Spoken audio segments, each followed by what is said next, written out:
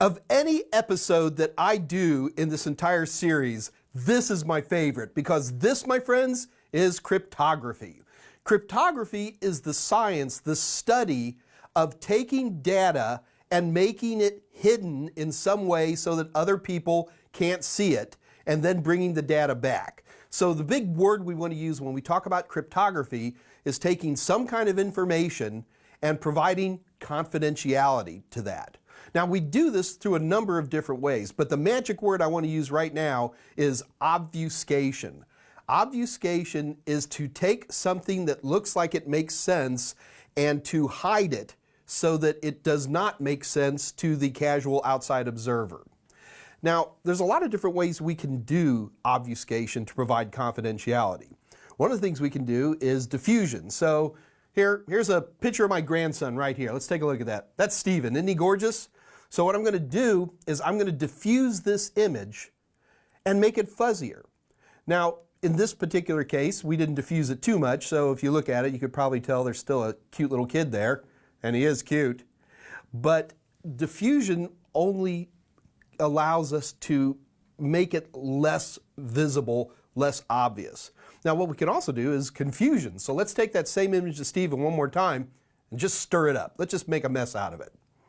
Now, in this particular case, we've created a lot of confusion of the image. It's basically stirred up, and it would be very difficult for somebody to simply look at this and go, ah, that must be Mike's grandson, Stephen.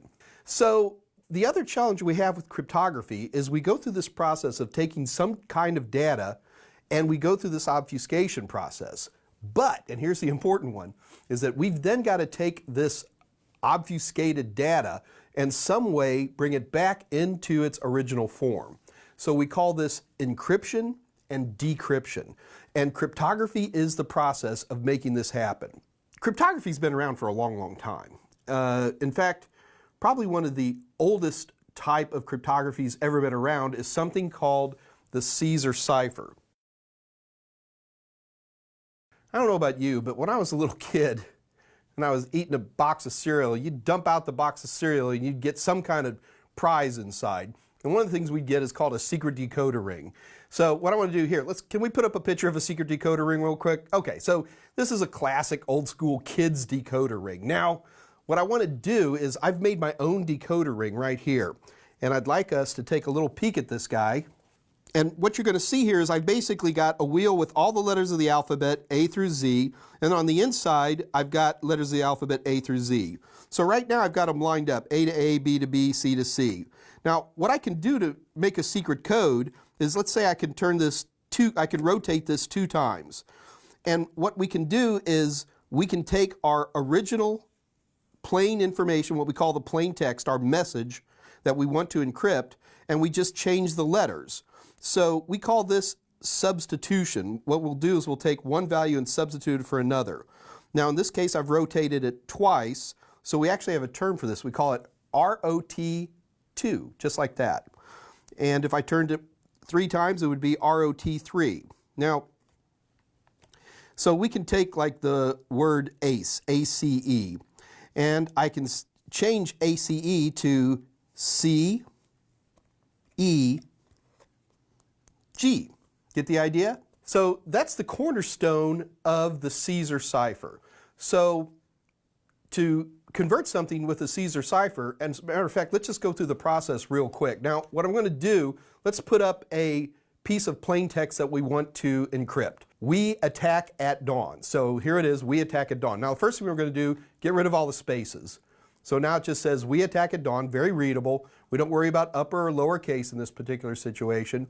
Now, let's go ahead and put our groovy little secret decoder ring up there, and let's go ahead and turn it, in this particular case, 5 times.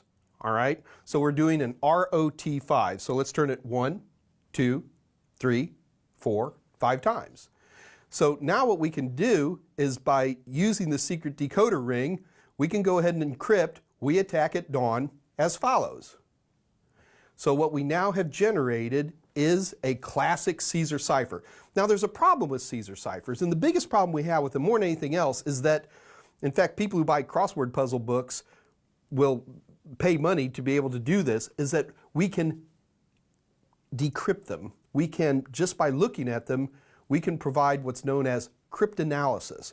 Cryptanalysis is breaking these encrypted codes.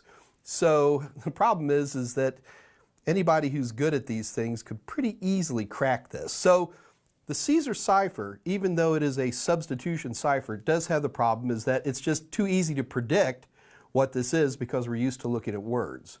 So what I want to do is make it a little bit more challenging. The first thing I'd like to try to do is I want to bring in something called the Vigennet cipher.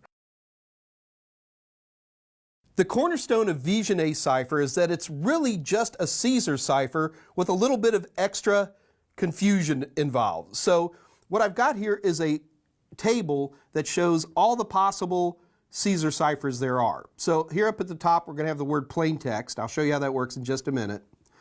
And then you'll see on the far left-hand side it says 0 through 25.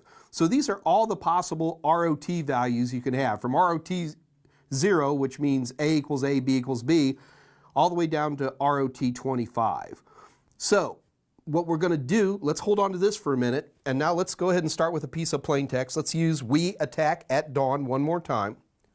And what I'm going to do this time is we're going to apply a key. The key is simply a word that's going to help us do this encryption.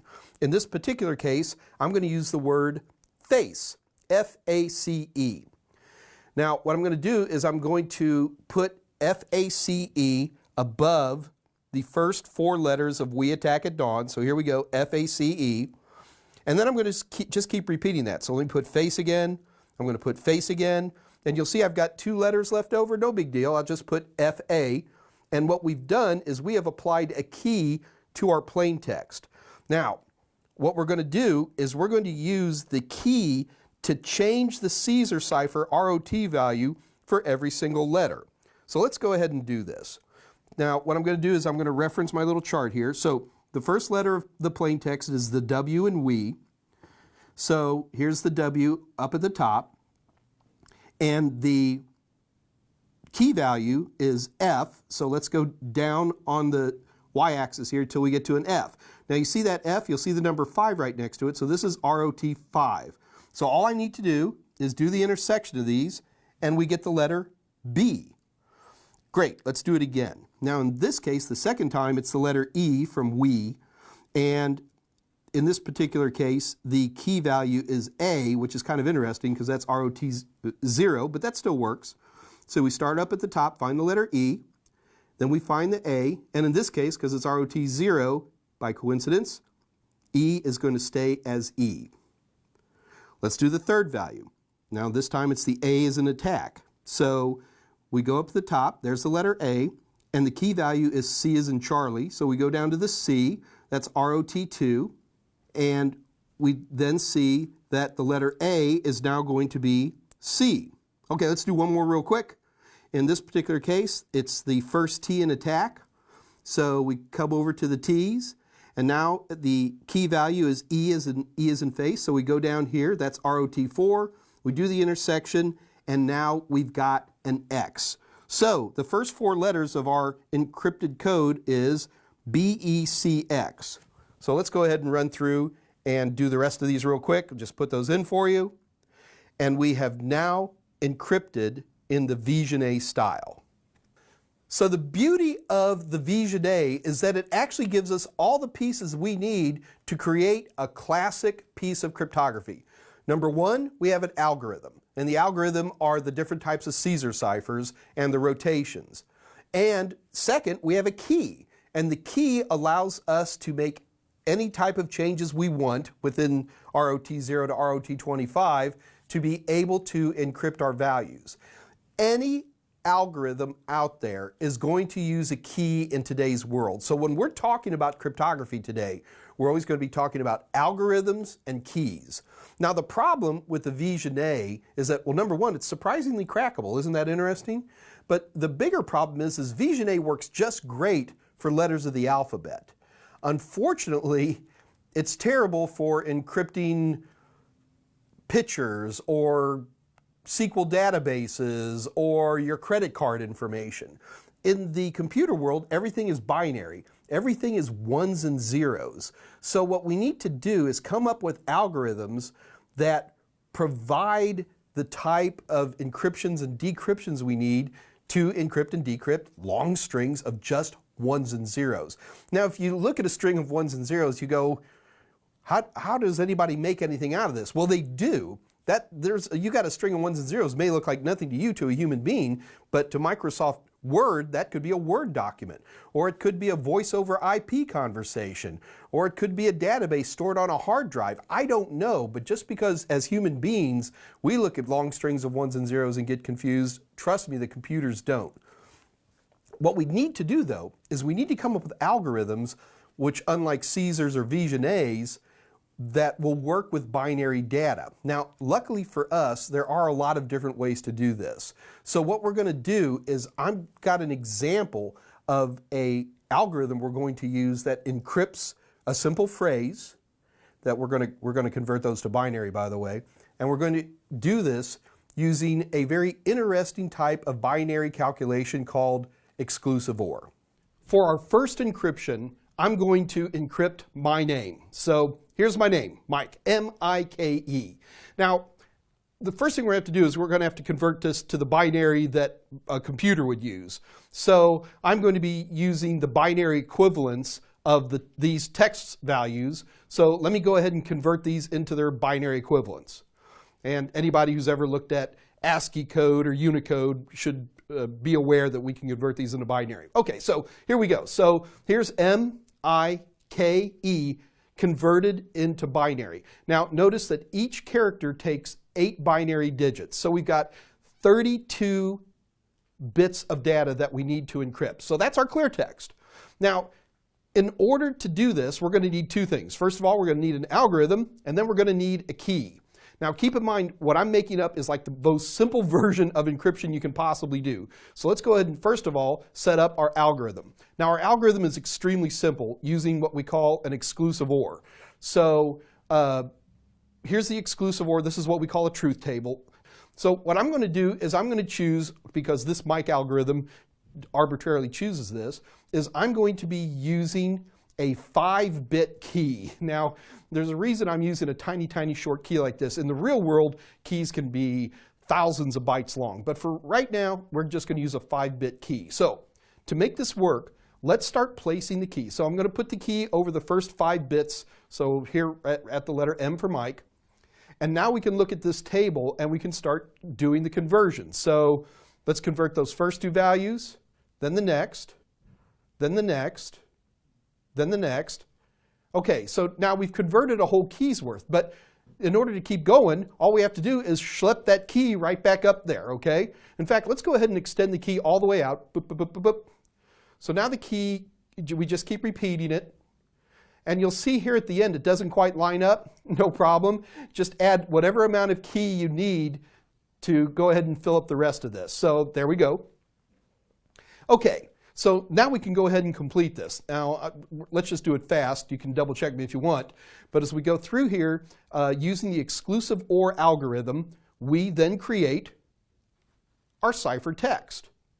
Go ahead and spot check a couple of those for me and make sure I got them right. Okay, beautiful. Now, so this is the ciphertext. Notice that we have an algorithm, which is extremely simplistic. We have a key, which is very, very simple and short.